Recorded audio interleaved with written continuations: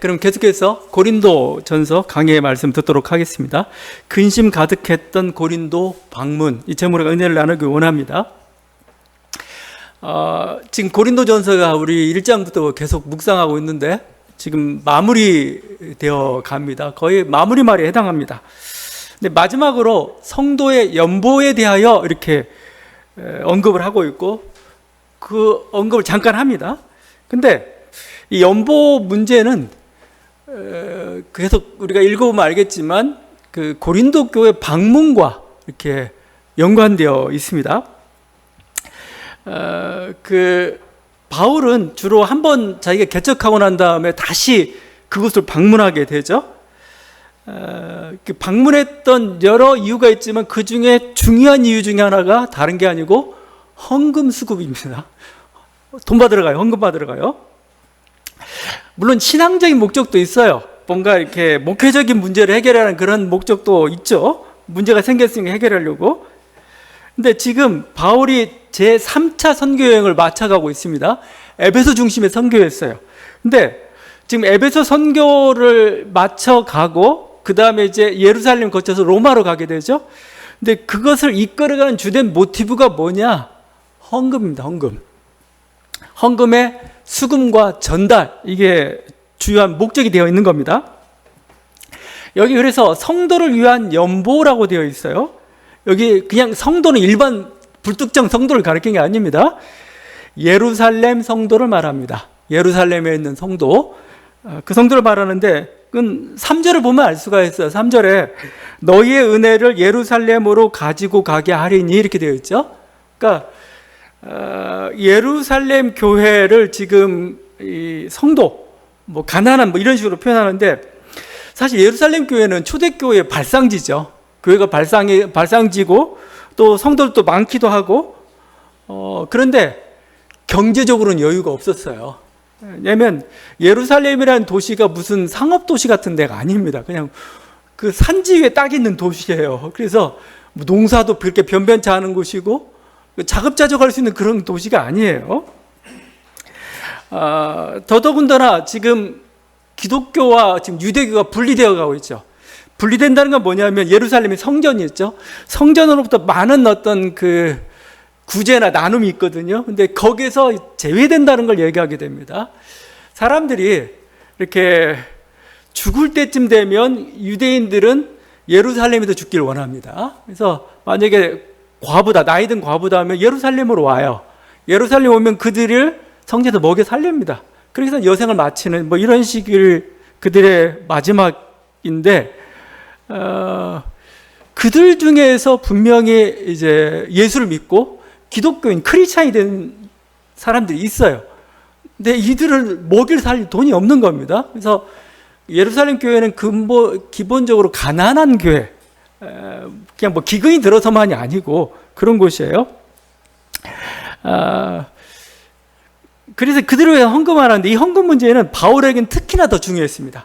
바울은 왜냐하면 이 예루살렘 교회와 그걸 우리가 보통 유대주의적 교회라고 합니다. 예루살렘에서 여러분 선교하려면은 그 율법 문제는 반드시 지켜야 돼요. 그래야 선교가 가능해요. 근데 바울은 율법 없는 복음을 자꾸 얘기하다 보니까 둘이 막 부딪혔어요, 이렇게. 그 사건의 전말이 어디 나와 있냐면 갈라디아서 2장에 나와 있습니다. 여러분 그냥 갈라디아를 그냥 읽으면 잘 안 보이는데 2장을 자세히 보게 되면은 이 갈등이 붙어 있어요. 이 율법 문제를 어떻게 처리할 거냐, 뭐 할례, 음식 같은 문제, 이방인들도 지켜야 되느냐 마느냐 돼가지고 막 서로 갈등이. 바울은 절대 지킬 필요 없다고. 이쪽 예루살렘 교회는 그러면 선교 못 한다고, 그죠? 반드시 지켜야 된다 이렇게 되는 거죠. 그래서 둘이 최종 만나서 보통 우리가 예루살렘 회의라고 표현합니다. 갈라디아 2장도 예루살렘 사도행전 15장만 예루살렘 회의, 뭐 제1차 회의 뭐 이런 식으로 공예 표현하는 그것만 있는 게 아니고 갈라디아서 2장이 진짜 회의입니다. 이게 이 문제를 놓고 하다가 결국 결론은 어떻게 되느냐면 2장 9절입니다. 기둥같이 여기는 야고보와 게바와 요한도 내게 주신 은혜를 알므로 나와 바나바에게 친교의 약수를 하였으니 우리는 이방인에게로 그들은 할례자에게로 가게 하려 함이라. 서로 친교의 약수를 했다는 겁니다. 이게 뭐냐면은 우리는 이방인에게로 그들은 할례자에게로. 이거 뭐냐면은 서로 각자의 선교 영역이나 각자의 선교 방식 인정해 주자 이겁니다. 서로 간섭하지 말고 인정해 주고 그동안 했던 대로 너 이방인 선교 그대로 해. 우리는 유대인 선교 열심히 할게. 뭐 이거 해라 마라 그런 거 하지 말고 그냥 용납해 주자 이렇게 가는 거예요. 이렇게 어떤 결정사항을 내리면서 한 가지 부탁을 합니다. 그게 이제 이어지는 10절에 나와 있는데 갈라디아 2장 10절입니다. 다만 우리에게 가난한 자들을 기억하도록 부탁하였으니 이것은 나도 본래부터 힘써 행하여 왔노라. 가난한 자들 기억하도록 부탁하라. 이 가난한 자는 예루살렘 교회입니다. 사실은요. 예루살렘 교회가 재정적으로 어렵고 성도들이 있는데 이렇게 좀 이런 걸 부탁해라. 그러니까 충분히 하겠다. 이렇게 한 거죠. 근데 바울은 더 열심히 했어요. 헌금 동료에. 그래서 여러분이 그래서 이게 3차 선교여행, 그러니까 3차 선교여행의 가장 중요한 주제 중에 하나가 헌금이에요. 헌금. 바울이 왜 마게도니아 갔다가 에베소 갔다가 고린도 갔다가 왜 왔다 갔다 하느냐? 헌금 수급하려고 합니다. 야, 돈 모았어? 왜 안 모아? 저쪽은 열심히 모았는데 왜 니네는 안 해? 이쪽은 뭐 1년 전부터 모았다고 했는데 그렇게 자랑했는데 내가 갔다가 이거 헛수고되면 어떻게 되니? 그런 내용들이 고린도 후서에 다 나와 있어요. 그게 지금 그 3차 선교 막바지에 일어났던 그 일들이고 그렇습니다. 그러면 그냥 가난한 자를 도우려는 그 목적이냐? 바울은 가난한 자를 돕는다는 그것은 선한 목적 외에 또 하나의 목적이 있었어요. 왜냐하면 그게 화해입니다. 화해. 예루살렘 교회와 화해예요. 왜냐하면 예루살렘 교회 지금 계속 갈등해요. 항상 선교지마다 문제가 되고 있어요. 그럼 뭐요? 이 갈등을 풀 수 있는 것은 선교 지금 노선 가지고는 안 되겠고 물질이에요. 물질. 그들을 도와주는 거죠. 이렇게 물질로서 이렇게 도와주고 그를 통해서 마음을 얻고, 여러분 선물은 사람의 마음을 얻습니다. 그래서 선물을 잘 하는 게 좋아요. 선물 내가 사랑해요. 선물로 하십시오. 선물로. 마음만은 잘 안 되는 것 같아요. 그냥 선물로 하면은 그래서 예루살렘 교회도 이걸 딱 받게 되면은 뭐 이게 싫고 저게 싫고 그래도 그냥 그래 뭐 봐주자 뭐 이런 식으로 될 수 있죠. 그런 화해의 목적인 겁니다. 여러분이 보면 사도행전 20장에 보게 되면은 바울이 예루살렘을 방문하는데 여러 사람들이 같이 따라가요. 뭐 디모데, 두기고 7명이 쫓아갑니다. 이 사람들이 누구냐? 이들이 이방인 교회의 대표자들인데 이들이 뭐요? 헌금 수송하는 겁니다. 헌금 수송. 어린 돈을 모았으면 이게 혼자 가면 위험하잖아요. 그리고 또 항상 바울은 재정 문제 굉장히 조심합니다. 이거 내가 혼자 횡령하나 뭐 그게 대한 어떤 그게 좀 장애가 될까봐 니네가 직접 대표 파송해. 같이 가자. 그 대표자들이에요. 그 사정이 지금 3절에 좀 나와 있죠. 3절 이렇게 되어 있죠. 내가 이를 때 오늘 말씀입니다. 너희가 인정한 사람에게 편지를 주어 너희의 은혜를 예루살렘으로 가지고 가게 하리니 너희가 인정한 사람은 뭐예요? 고린도 교회 대표자 선정해라. 그래서 너희의 은혜를 예루살렘 갈 때 같이 가자 했는데 처음 바울은 갈까 말까 지금 생각하다가 갈 뜻이 지금 있어요. 이렇게 지금 이미 로마서 전에 이미 고린도 교회 가기 전에 예루살렘에 갈 거라는 그 계획까지 다 세운 겁니다. 그래서 하여튼 이게 헌금 문제와 그 바울의 그 고린도 교회 방문과는 게 아주 밀접하게 연결되어 있는 거죠. 근데 예나 지금이나 물질 문제 사실 굉장히 예민하죠. 또 이렇게 물질을 준다는 것은 단순히 돈만 주는 거 아닙니다. 그건 그 마음이 실려 있는 거고 여러 가지 의미가 담겨져 있는 거죠. 그래서 그런지 바울도 이 헌금이라는 단어를 굉장히 그러니까 여러 다양한 언어로 사용합니다. 다양한 표현으로. 오늘은 연보라고 하죠. 연보도 이 처음 나오는 단어예요. 연보. 그러니까 약간 그 세금 같은 건데 비정기적인 어떤 후원금 정도 얘기입니다. 비정기적인 후원금 정도를 연보라고 표현한 겁니다. 실제. 다른 곳에서 뭐라고 표현하냐면 디아코니아라고 해요. 너의 섬김이 이런 식으로 표현합니다. 디아코니아. 아니면 친교라는 표현을 씁니다. 나눔. 우리의 코이노니아로 여기에 코이노니아는 무슨 기도 교류 아니에요. 돈 주는 겁니다. 물질적 교류를 얘기하는 거예요. 또는 복이라고 표현합니다. 복, 유로기야. 왜냐하면 이건 마음을 주는 게 아니고 복을 주는 거야. 네가 복 받는 일이야. 뭐 이런 식의 표현을 가지고 있는 거죠. 오늘 말씀에서는 뭐라고 표현하냐면은 너희의 은혜라는 표현을 쓰죠. 너희의 은혜. 그러니까 물질을 돈을 가지고 이렇게 표현하지 않고 너희의 은혜를 가지고, 은혜를 예루살렘을 가지고, 은혜가 카리스입니다. 카리스. 근데 이 단어는 좀 기억해야 되는데 이건 동시에 선물이라는 뜻입니다. 선물. 너희의 선물을 가지고, 선물을 값없이 주니까 그걸 우리가 은혜라는 단어를 써버립니다. 그래서 하나님의 은혜, 그리스도의 은혜, 전부 이 카리스라는 단어를 써요. 근데 이거 쓸 때 조심해야 됩니다. 왜냐하면 고대 로마 문화 배경에서 선물, 카리스라고 할 땐 공짜가 아니에요. 아, 이 공짜 선물, 뭐 이렇게 너무나 좋아? 그게 아닙니다. 아, 받아도 기분 좋아? 아니고, 선물을 받으면 뭐요? 반드시 갚아야 돼요. 선물은 그냥, 고맙습니다. 가면 안 돼요. 반드시 여기에 대해서 뭔가 보답을 해야 됩니다. 여러분들, 이 은혜라는 단어 가지고 신학을 다시 쓴 사람이 있어요. 너무 크리스찬들은 공짜를 너무 좋아해가지고 하나님이 공짜로 주신 은혜 해가지고 자기는 아무것도 안 하겠다 뭐 이런 식이면 안 됩니다. 뭔가 보답을 해야 돼요. 보답을. 그러니까 만약에 갚지 않는다, 선물했는데 뭔가 되돌려 받는 게 없다 하면은 뭐라고 하냐면 사람들이 이런 배은망덕한 놈이란다. 배은망덕한 놈. 이렇게 돼버립니다. 그러니까 이게 굉장히 어떤 뭔가 전통 관습과 같은 겁니다. 이러면서 제가 이제 가끔 이제 TV 프로그램 보는데 재밌는 게 이제 뭐 동남아시아 쪽이나 아니면 저 아프리카 쪽에 원주민들을 하는데 그들의 삶을 보니 굉장히 원시적인 사람들이 나타납니다. 그래서 재밌는 게 사냥을 하러 가요. 그리고 다 같이 사냥을 해옵니다. 다 같이 사냥을 하면은 이 사냥을 누가 나누냐면은 추장이 나눕니다. 추장이 사냥한 물품을 나누는데 얼마나 신경 써서 나누는지 몰라요. 누가 얼마만큼 일한 거에 따라서 대가에 따라서 이 가족이 어쩌고저쩌고 막 신중하게 나눕니다. 그래서 그걸 또 돌려줘요. 이건 선물이기 때문에 그렇습니다. 함부로 줄 게 아닙니다. 함부로. 거기에 마땅한 대가들이 있기 때문에 그 대가에 상응한 걸 줘야 돼요. 이렇게.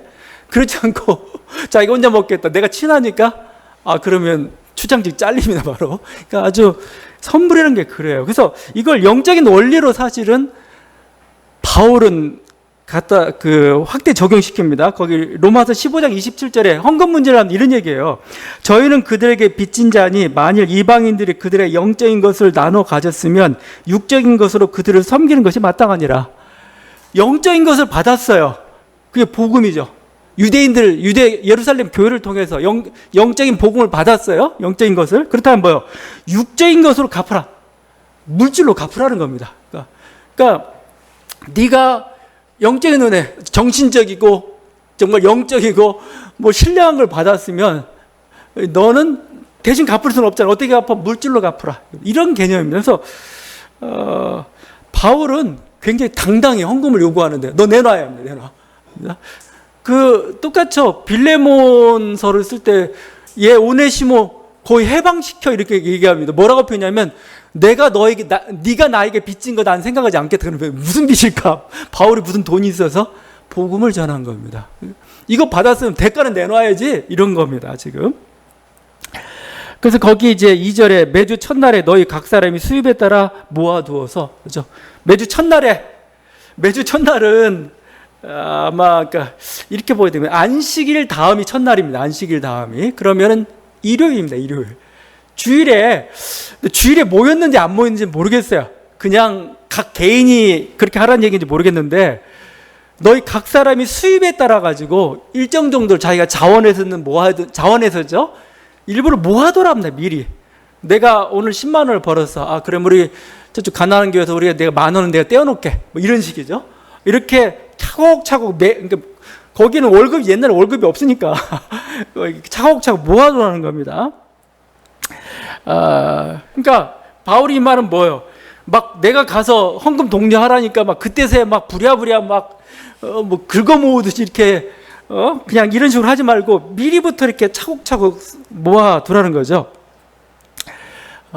이 초대교회 여러 가지 뭔가 헌금을 요구하는 거 없는데 초대교회 일관적으로 사도행전부터 요구하는 헌금이 딱 하나가 있습니다. 구제헌금입니다. 구제헌금. 가난한 자를 위한 헌금은 내놔라. 이렇게 계속 얘기하고 있는 거예요.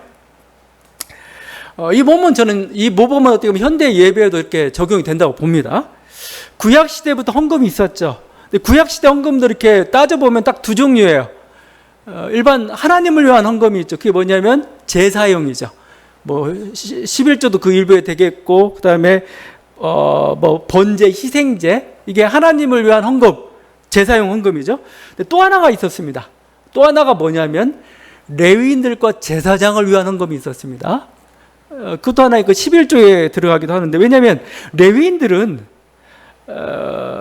그 자기 기업이 없어요. 땅이 없어요. 땅이 없고 오직 하나님 섬기는 게 자기들의 직업이 된 사람들입니다. 그래서 어떻게 보면 12지파가 10분의 1씩 내놔가지고 레위인을 먹이는 겁니다. 가장 기본적인 그래서 유대인들은 아직도 지금도 이 정신이 투철해가지고 10명만 모이면 회당이 됩니다. 10명이 모여서 한 사람을 먹여 살립니다. 이런 구조를 가지고 있어요, 이게. 하여튼 신약 시대에 와서 결국 뭐 다른 것들은 제인이 뭐 예배니 이런 얘기하지 않지만 구제의 목적은 더 뚜렷해졌죠. 저는 이게 오늘날에도 교회에도 이렇게 계승이 된다고 봐요. 그래서 뭐 현대교회에서도 뭐 여러 가지 이렇게 뭐 11조가 지금도 구약시대 제도인데 지금 있어야 되냐 없어야 되냐 뭐 논란이 있어요. 뭐 그건 뭐 교회에서 정할 바지만 근본적으로 헌금하는 것은 기본적으로 의무입니다. 의무. 당연한 거로 얘기하고 있어요. 그럼 뭐냐면 하나님께서 나에게 베푸신 그 은혜에 대한 하나의 보답입니다. 사실은요.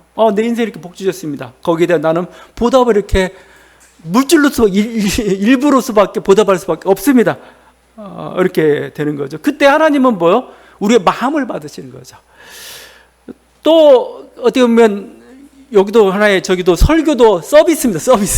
서비스에 대한 대가를 여러분 또 지급하는 것일 수도 있어요. 그러니까 사실 헌금은 거의 의무적이라고 여러분 봐야 됩니다. 그래서 결국 이 헌금을 가지고 뭘 하는 건가? 구약 시대나 신약 시대 전통에 따라서 어떤 그 예배나 선교를 위한 어떤 비용으로 지출이 되는 거죠. 목회자 생활비로 지출이 되는 거죠.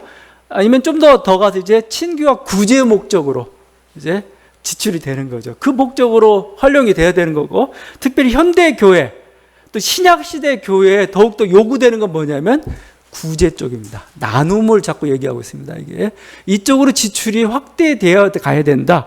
실제 교회사는 그렇게 되어 있어요. 그래서 여러분이 BC AD 4세기에 기독교가 공인이 되었지만 그 전에도 교회가 그 지역사회를 가난한 자를 거의 먹여 살리듯이 했어요. 그래서 지역사회가 딱 감당합니다. 감당해가지고 지역사회 가난한 자를 이렇게 먹이기도 하고, 전염병이 돌 때는 아예 그 뭐 시신이나 뭐 이런 처리반 교회가 했어요. 실제 그런 식으로 해가지고 그 어떤 사회적 영향력이랄지 그게 대단했던 거죠. 그게 나중에 이제 기독교 공인까지 가게 될 수 있었던 겁니다. 예, 헌금 얘기를 많이 했지만 지금 이제 주제는 아직 안 들어갔습니다. 아직. 지금 이 헌금에 대한 게 이렇고, 자 지금 바울은 이 1년 계획을 다 세우는 거예요. 이제 이렇게 해서 내가 헌금을 모아가지고 가야 되겠다 이거죠. 그러니까 지금 바울은 에베소에 있어요. 거기 보는데 에베소에 있습니다. 에베소에 있는데 지금 오순절까지는 머물 거예요. 에베소에 있는데 지금 그렇게 따지면 연대를 따지면 언제냐면 AD 한 54년경 정도 됩니다. AD 54년경 봄 무렵, 오순절이 봄에 있으니까 항상요. 오순절까지는 나는 에베소에 있을 것이다 얘기합니다. 왜냐하면 에베소 지역에 지금 복음의 문이 열렸어요.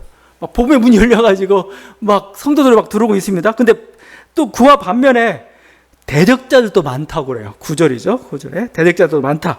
그래서 사실은 에베소가 바울이 복음 전도도 열심히 했지만 또 감옥에도 많이 갇힌 곳입니다.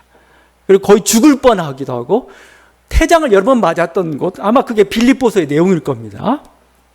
1장에 내가 뭐 줄 것도 같고 살 것도 같고 그런 위기까지 느꼈던 그곳이었습니다. 그렇지만 복음의 문이 열렸기 때문에 난 열심히 일단 오순절까지 하고 그 다음에 어디로 가냐면 마게도냐로 가려고 합니다. 마게도냐는 어디냐면은 빌립보와 데살로니가 교회를 얘기하는 겁니다. 마게도냐는 가겠다. 마게도냐를 왜 가느냐? 헌금 수급입니다 하는 게. 이쪽 수급, 저쪽 수급. 그래서 헌금 수급하다가 갑자기 고린도 교회가 잘 수급하고 있을까 걱정돼가지고 쓴 게 고린도후서 8장하고 9장이에요. 야, 여기 돈 많이 여전히 하고 있는데 니네 잘 준비하고 있지? 내가 갔을 때 실망하면 안 된다? 막 이렇게 하고 있어요. 그러고 난 다음에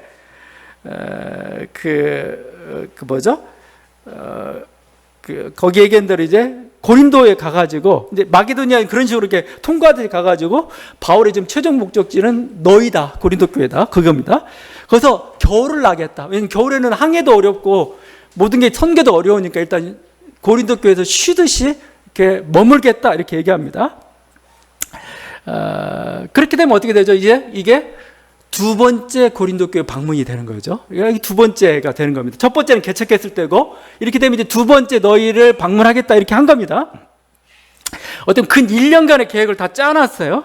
그대로 실행이 됐을까요? 아니죠. 인간이 계획을 세운다고 해서 그대로 성취되는 거 아닙니다. 아무리 기도하면서 계획을 세워놨어도 틀어질 때가 있어요. 하나님의 뜻이 아닐 때가 있고 뭔가 다른 하나님의 계획이 있을 때가 있어요. 그게 틀어진 겁니다. 사건이 터져버렸어요. 그래서 바울이 바로 고린도로 가게 할 수밖에 없는 사건이 터졌습니다. 그걸 여러분이 좀 얼핏 그 암시를 좀 이렇게 우리가 느낄 수 있는 게 10절과 11절입니다. 읽지를 않았지만 오늘 10절과 11절에 디모데의 방문에서 이렇게 얘기합니다.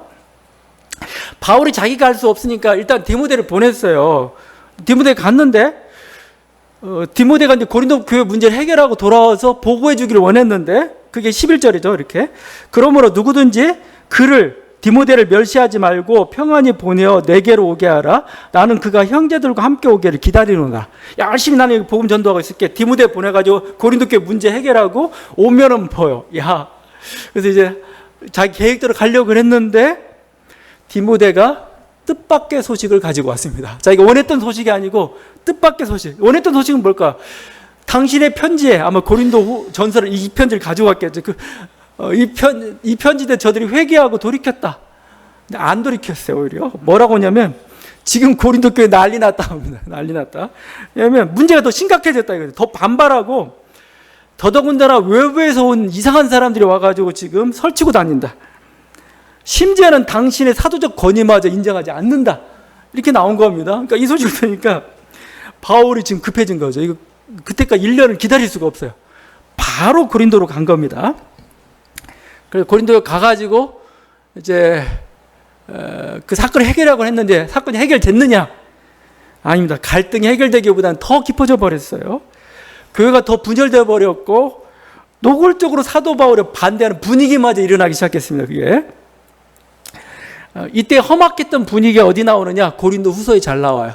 고린도 후서는 여러분 그냥 1장부터 13장까지 하나의 편지 같지만 여러 편지들 사실 겹쳐 있어요.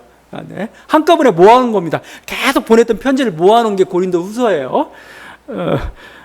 그 구분하는 법을 배우려면 신학교 가야 돼요. 하지만 그래도 여러분 생각해서 여러 개 겹쳐 있구나라고 보면 됩니다. 고린도 후서는 그래서 바울이 두 번째 방문하고 난 다음에 실망해가지고 쓴 편지. 근데 눈물을 흘리면서 썼어요. 눈물의 편지라고 합니다. 눈물의 편지. 그리고 1년 후 세 번째 지금 이제 방문을 하려고 합니다. 그때 쓴 게 고린도 후서기 때문에 여러 가지 망감이 교차하면서 막 경고식의 표현도 많이 나와요. 대표적으로 알 수 있는 게 고린도 후서 2장입니다. 고린도 후서 2장 1절에서 5절에 보면은 이게 얼마나 자기를 근심스럽게 했는가. 근심이라는 단어로 2장 1절부터 5절까지 거의 도배되다시피 해서 제가 한번 읽어볼게요. 고린도 후서입니다. 2장 1절. 내가 다시는 너에게 근심 중에 나아가지 아니하기로 스스로 결심하였노니 2절입니다. 내가 너희를 근심하게 한다면 내가 근심하게 한 자밖에 나를 기쁘게 할 자가 누구냐. 3절입니다. 내가 이같이 쓴 것은 내가 갈 때에 마땅히 나를 기쁘게 할 자로부터 도리어 근심을 얻을까 염려하며 4절입니다. 내가 마음에 큰 눌림과 걱정이 있어 많은 눈물로 너에게 눈물로 편지를 썼다고 하죠. 그 다음에 이는 너희로 근심하게 하려는 것이 아니요. 5절입니다. 근심하게 한 자가 있을지라 나를 근심하게 한 것이 아니요 어느 정도 너희 모두를 근심하게 한 것이어서 웬 근심이 이렇게 나오죠. 근심 계속해요. 계속. 근데 근심이라는 단어가 번역이 좀 약해요. 헬라어 단어가 류펜인데 영어 번역이 더 생생합니다. 그리프고 소로우고 페인이에요. 페인, 비통함, 슬픔, 고통 이렇게 표현해요. 이 고통, 이 애절함 뭔가 이런 겁니다. 매우 의기소침하게 만들고 매우 기분 더럽게 만들고 매우 절망스럽게 하는 그런 어떤 느낌의 그거예요. 차라리 외부로부터 이렇게 핍박이나 이런 욕설이 있으면 견딜 수 있어요. 왜냐하면 의리에 걸어려니 대비하고 있기 때문에 그렇습니다. 근데 제일 힘든 것은 내부의 총질입니다. 내부 안에서. 저도 이제 요즘 많이 싸우고 있어요. 밖에서 많이 싸우고 있는데 그런 건 다 이제 나이가 들다 보니까 싸우는 법을 알겠어요. 그냥 견디고 그냥 넘어갑니다. 아무리 심한 말해도 넘어가요. 근데 여러분이 만약 안에서 뭐라고 한마디 하면은 쓰러져. 내부의 총질이 더 힘든 거죠. 그러니까 그 내부의 총질을 당하고 나니까 견딜 수가 없는 거죠, 지금. 믿었던 사람, 내가 사랑하고 모든 공력을 쏟았던 사람도 배신당했다는 느낌. 이게 정말 그들로부터 비난의 소리를 듣는, 내가 개척했는데, 내가 세례줬는데, 아니면 내가 뭐 했는데, 내가 저희들의 사돈인데, 내가 저희들의 유모 같은 존재인데, 나를 이렇게 무시하고, 당신 별로 이렇게, 실력 없어. 뭐 이런 식으로. 권위도 없어. 뭐 이렇게 답하는 거죠. 그래서, 고린도후서 마지막 13장에 보게 되면 이것도 이제 편지가 섞여서 좀 그런데 여전히 분노를 사귀지 못하면서 바울이 이렇게 얘기합니다. 1절과 2절인데 내가 이제 세 번째 너희에게 가리니 그죠? 두세 증인의 입으로 말마다 확정하리라. 내가 이미 말하였거니와 지금 떠나 있으나 두 번째 대면했을 때와 같이 전에 죄 지은 자들과 그 남은 모든 사람에게 미리 말하노니 내가 다시 가면 용서하지 아니하리라. 그래서 너희들 가만 안 놔둘 거야. 뭐 이렇게 이게 이제 섞였지만 하여튼 사랑의 사도 이렇게 원수를 사랑하고 뭐 용서하라고 하면서도 바울은 용서 못하겠다 할 정도까지 이게 마음에 분노가 차 있는 이 모습입니다. 이 모습이 사실은 우리가 지금 1절부터 9절 읽었지만 바울은 정말 장밋빛 미래를, 장밋빛은 아니지만 하여튼 그런 식의 미래를 그렸는데 미래대로 되지 않았어요. 미래도 되지 않았고 오히려 엉클어지고 흐트러지고 뭔가 1, 2년이 더 연장이 되고 막 뒤틀리고 돌아가고 막 배신당한 느낌들 이런 것들. 우리 인생도 마찬가지입니다. 우리 인생이 계획하고 소망하는 대로 다 이루어지지 않아요. 우리의 소망은 이런 어떤 근심이 없는 거, 고통이 없는 거겠죠. 그래서 주기도의 기도가 맞아요. 우리를 시험에 들게 말고 다만 악에서 구워. 우리는 이 기도밖에 할 수가 없어요. 근데 하나님께서 우리 인생을 풀어갈 때 보게 되면 꼭 그렇게만 되지 않는다는 걸 우리는 경험을 합니다. 실제 우리 인생이라는 게.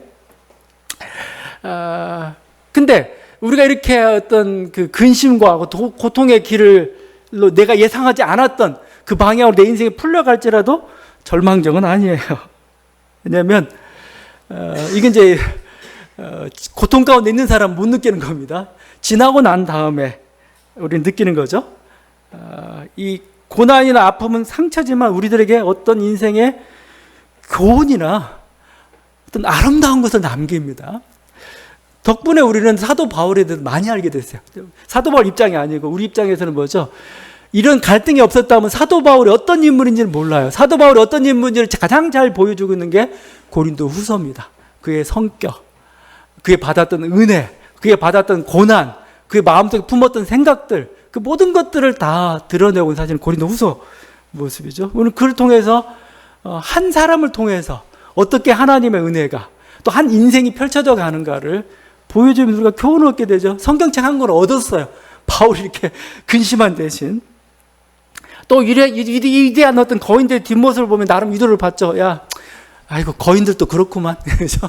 사람이라는 건 어쩔 수가 없어. 그죠? 그러니까 그걸 인정하고 받아들이고 실수할 때도 있고 실패할 때도 있고 그런 거죠. 바울은 이 과정에서 이게 그냥 아픔으로 끝나면 정말 아픔이겠지만 그걸 통해서 하나님이 뭔가 새로운 계획들을 펼쳐가시고 자기를 위로하신 하나님을 경험합니다. 위로. 이 문제를 해결하시면서 이렇게 이런 걸 통해서 바울은 몰랐을지 모르겠지만 이를 통해서 정말 어떻게 보면은 우리가 걔가 교훈이라고 그러죠. 교훈이란 건 뭐예요? 후세 사람들에게 교훈이 된다는 겁니다. 바울이 걸어갔던 그 길이 우리가 위로가 돼요. 왜냐하면 내 인생에 내가 실패할 때도 있거든. 분명 배신당할 때도 있고 막 그러죠. 그때 바울을 생각하게 되죠. 그게 또 바울과 함께 하나님 그를 어떻게 위로하셨는가를 또 생각하게 돼요. 그때 힘이 되는 겁니다, 이게. 그래서 고린도후서 그 1장을 보게 되면은 아예 고린도후서 1장은 뭔가 문제가 해결되는 그런 느낌이 미리 보이고 있는데 거기에 많이 등장하는 단어가 위로의 하나님입니다. 거기 1장 4절에서 5절인데 우리의 모든 환난 중에서 우리를 위로하사 이렇게 되죠. 우리로 하여금 하나님께 받는 위로로서 모든 환난 중에 있는 자들 능히 위로하게 하시는 이시로다. 위로라는 단어가 계속 반복이죠. 그리스도의 고난이 우리에게 넘치는 것 같이 우리가 받는 위로도 그리스도로 말미암아 넘치는도다. 위로라는 단어를 계속 이렇게. 그래서 고린도후서 전체에서 여러분 읽고 나서 여기서 발견한 하나님은 누구냐? 이렇게 한마디로 얘기합니다. 낙심한 자들을 위로하시는 하나님. 낙심한 자를 위로하시는 하나님. 실제 경험을 했어요, 이제. 실제 어떻게 되면 나중에 보면은 고린도 교회 교인들이 회개를 합니다. 회개하고 자기 자정 노력을 해가지고 다 회개 갈등을 조절하고 회개하고 여러 가지 문제들 해결하고 그 다음에 1년 후에 바울이 다시 고린도로 갑니다. 그게 56년 겨울을 여기서 납니다. 여기서 쓴 책이 바로 로마서예요. 그 유대한 로마서가 바로 여기 또 탄생하게. 아픔의 경험 속에서 사실은 이렇게 사랑도 이해도 넓어지면서 나왔다라고 볼 수가 있죠. 이 위로의 하나님, 고난과 고통은 힘들지만 하나님 우리와 함께 하신다는 겁니다. 우리에게 위로를 주신 하나님입니다. 실제 말로만이 아니고 우리의 헝클어진 관계를 하나님께서 회복시키심으로써 우리에게 위로를 주시죠. 우리를 대적하는 자에게 승리를 주심으로써 우리에게 위로를 주시는 그 하나님이십니다. 이런 어떤 고난과 고통, 역경의 과정에서 우리 과정 그리고 또 위로하시는 그 하나님을 체험하면 우리 인생과 우리 신앙은 더 깊어집니다. 더 성숙해지고요. 또 마치 돌아가는 것 같지만 이 돌아가는 것 같은 그것을 통해서 우리는 새로운 것으로 새로운 인연으로 이끄시는 우리 하나님 우리가 경험할 수가 있어요. 그래서 우리 인생의 그림이라는 게 단조롭지 않고 굉장히 화려하고 아름답게 이렇게 만들어 주십니다. 여러분, 이런 위로의 하나님이 함께 하십니다. 이런 위로의 하나님을 기대할 수 있기를 바랍니다. 기도하시겠습니다.